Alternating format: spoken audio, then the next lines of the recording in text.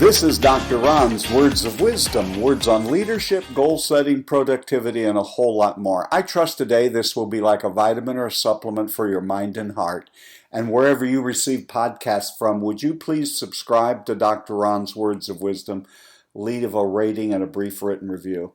And hey, if you feel stuck today, I would love to see if there's any possibility that I could come alongside you and work together. I'm looking for the next level leaders that I can come alongside and help and assist. If you'd like to see if there's a possibility of me coming along and coaching you, just go to drronblake.com/call. You'll get on my calendar. I'll give you a call and we'll see what the possibilities are. Today I want to talk about reading and your need to develop a reading plan that works. Oftentimes, I go back to this perspective. I've heard it lots of times. Leaders are readers, but not necessarily all readers are leaders. I love the podcast, but Jeff Brown, Read to Lead. It is a great podcast. It's introduced me to some interesting authors. Like all podcasts, including this one, there are some that resonate with you more than others, but it's given me a great heads up and oftentimes insight into particular books, and has really given me a lot of great titles. It was a professor in a seminary who challenged all of us toward the latter part of that grad school experience to spend all of our lives as readers. And somehow, for some reason, if you've been around people, there's something that will be said that will just take root, a seed that will take root. And it's been a part of my life. It's been a very important part. And since 1982, I have read quite a few books. I've set a goal for myself. I told you before on the podcast what that goal is. And then there are people who feel like that's so outlandish and out of the world and realm of possibility. So I'm going to do a couple of things as an intro. One is just to remind you of why I think it is such a significant thing to do and why it's important, especially those of you in leadership. But in reality, it's important for everyone. If you want to see people in poverty, you will notice one common denominator. They have large screen televisions. You want to see people who have made themselves successful. Usually in their homes you will find a large library. Now if you come to my home you won't find a large library because I have pretty much transferred almost 99% of my reading over to electronic reading, but at one time I did have a voluminous library. Let's just talk about what are some of the reasons as a leader that you need to read, if I need to convince you. And then it's going to be maybe the super simplest practical application that's ever been on a Dr. Ron's Words of Wisdom of what you need to do to develop a reading plan that will really work for you. The very first thing is reading challenges you. I'm not sure that television challenges you, and your friends on social media probably pretty much agree with you. I doubt there's very much challenge, and if someone does challenge us, they have a tendency to be unfriended. But we need to be stretched. We need to be exposed to different ideas, different ways of thinking. It doesn't mean that they change your mind entirely, but you and I are in the idea business, and if you are continually giving out and you're not pouring in, you're going to get dry. It was Garrison Keillor who said a book is a gift that you can open again and again.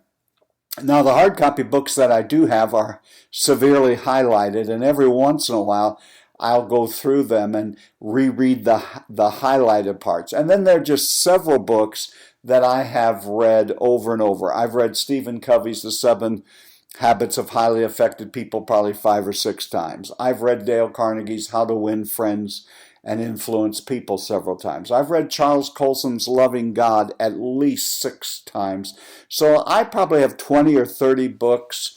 And for those of you who know I've been in Christian ministry, I am talking beside the Bible. Bible reading is important, and it's a part of my life every day. But I'm talking about other kinds of literature right at the moment. You need to continually read because you need to be challenged. I don't care what discipline you're in or what you do. You need to keep learning, keep moving yourself forward. Back in the day when I started out in the very early 1980s, we had files, and I had tons of files.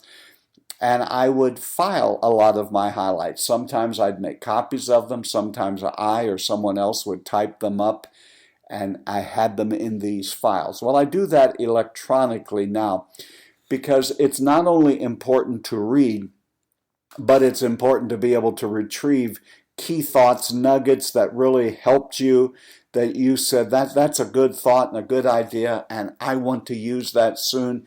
Well, if you leave it inside the book, it may become very difficult for you. I always could remember something about what it was I wanted to say, but I couldn't always remember where it was. And so you don't really need a filing system, you need a retrieval system. And I'm going to guess that for most of us today, well, I'm going to do more than guess, I'm going to hope that it's true, that when you get to filing things away like this, an electronic file is probably going to serve you better. Someone also said that literacy is a bridge from misery to hope. Now, most of the people that I interact with know how to read. They're not illiterate, but they are what I describe oftentimes as people who are functionally illiterate. If you know how to read and you refuse to read, and I have seen the staggering statistics of the amount of people, the amount of adults in my country who do not read a book after they get out of school. What would make that person better off than a person who is literally unable to read if you choose not to read? I understand we all need downtime, and you want to watch movies, and you want to watch sports, you want to watch media. I get that. We all do that, and there's nothing wrong with it being our entertainment. But friends, we don't need to be entertained 4 to 6 hours a day, which is what the average American watches on television. That is because there is a strong correlation between reading and thinking. If you are able to synthesize ideas, think your way through knotty problems that come your way, I believe that reading is an assistant in that. It was Frederick Douglass who said many, many years ago that once you learn to read, you'll be forever free. You can go wherever you'd like. You can go to places over there while you may be at the present stuck right where you are. It was Stephen King who says that books are a unique, portable form of magic. Now, I don't know that I would go to that extreme, but I have been able to lose myself almost in some stories. There have been many things that have challenged and even informed my thinking. And so I'm here to tell you one of the reasons for reading is not just to make it one of your hobbies, though that is a great thing to do, or something to do in your leisure time. It really does help you in your thinking. It was Ernest Hemingway who said, "There's no more loyal friend than a book." Now, I don't know that that's particularly true, but there are books, and I've already mentioned some of them, that I look back on fondly. But let's get to what the title of this podcast is: A Reading Plan That Works for Leaders. You also know that I ascribe to the theory that if you're going to begin to attack something, you don't go overly gung-ho. You make it where you develop it into a habit. So if you're one of the persons who just struggles with reading, it's very difficult. And I meet folks like that all the time. And you're out there, and I know you are. And I know you're not kidding. It really is a difficulty for you. Here's what I want you to implement into your life. Whether you can fit, which of these you can fit in.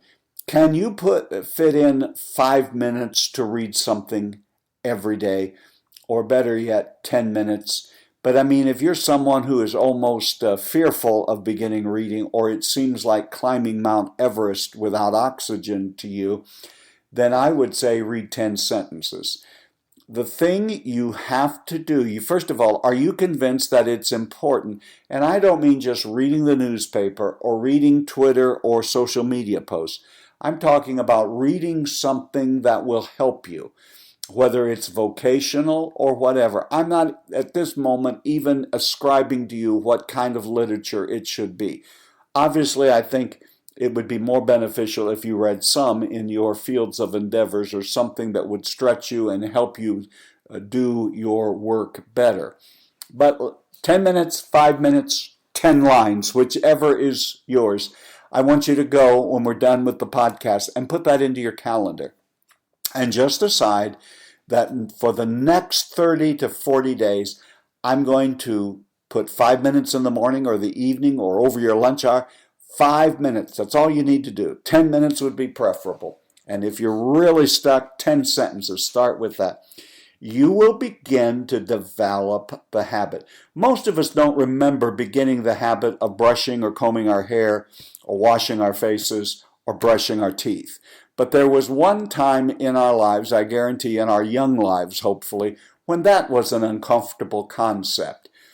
Just put it in your calendar. Now, if you're one, I have met people, and so I am not in any way depreciating what I'm about to say. There are some people who tell me they get headaches and eye strain from reading.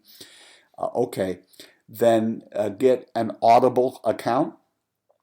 And if you, especially those of us who drive a lot in our work, I put 20 to 30,000 miles on a vehicle every year. And so through Audible and back in the days when we had cassettes, I think I have a PhD from Windshield University.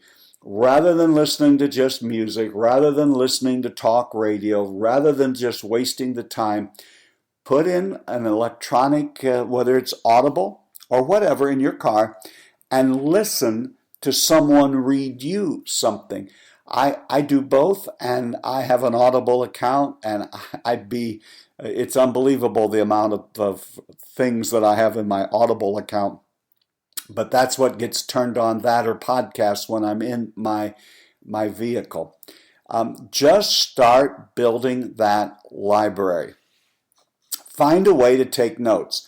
Now, when I'm in my car with Audible, I have my car set on Apple Play, so that if I hear a great quote on Audible, I will ask the magic note taker, be it Siri or Alexa or whoever you use, take a note, and it goes into my notes, and I repeat the quote that I just heard, and then later on I will file that away.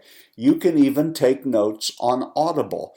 With Audible, there are often times that I hear someone say something, and I'll just speak out a note in my car, and it takes it down. And then I learned part of my life is there's a part of my week where I go back and I make sure all of those notes are put in the appropriate place. Now, maybe you're here today and you're just getting started out, and you don't have resources to go buy hard copies of books. And, it even takes some resources to purchase books on Audible. Then I would suggest you go where I spent almost the entirety of the 1980s and 1990s, and that's in the public library. We pay taxes for that in the United States anyway, so that you can have access to books and check them out. And now at most of our public libraries, there are even electronic books available. You can find a place to get them. One of the things that's good to do, and I would put this into your weekly routine if it's not already there, is it's not just enough to read to say I'm in a race to beat Dr. Ron and have more books read in a year than he does. This is not a race. This is a tool to help us get better. You need to stop and reflect upon what you've read. How are you going to take that truth out and apply it to your life? I have already mentioned that I am a devotee of e-readers, and specifically the Kindle. Now, I am a Mac fan and have Apple devices, but I have stuck with Kindle. I have my Kindle app on my computers, my laptop, my iPad. The problem I have with all of that for long-form reading is that whether it's my maturity in years on earth or my eyesight, it's a little more difficult for me to do long-term reading with a backlit with a light shining in my face. And also, especially in the evening, I try to do away with screen time. But the e-readers, though they light up, it's not a backlit, and I'm able to highlight, move things around, and my e-reader stops wherever I have stopped, so that if I'm in a doctor's office, if I'm waiting for someone, I get to an appointment before they do, I can open my e-reader and it immediately goes to where I left off, and that's across all platforms. Therefore, in little snippets of time, you are able to really accumulate a lot of reading. When I really began passionately reading as a young kid, I loved baseball, and I would go to the public library in our neighborhood and I would check out every book I could on baseball, and I read. This is how you develop the habit of reading. What is the subject that you are passionate about right now? Then just make up your mind you're going to read all of the literature that you can find about that, and one day something will happen. There's a transference from when your passion for an item transfers over into a passion for reading. Leader, you need to be challenged. You need to have sources for quotes, for thoughts, to stretch you. And there just really is a tremendous correlation between reading and thinking. You've been listening to Dr. Ron's Words of Wisdom. Words on leadership, goal setting, productivity, and a whole lot more. And I trust today this indeed was like a vitamin or a supplement for your mind and heart. And wherever you receive podcasts from, would you please subscribe to Dr. Ron's Words of Wisdom, leave a rating and a brief written review. And I'm looking for that next level of leader who would be in a position where I could come alongside and coach you. Just go to drronblake.com/call. You'll get on my calendar and I'll give you a call. Remember, my leadership friend, commit 5 or 10 minutes every day to reading. It will change your life. My leadership friend, you are doing better than you think you are. You really are. And until next time, this is Dr. Ron saying, have a great and blessed day.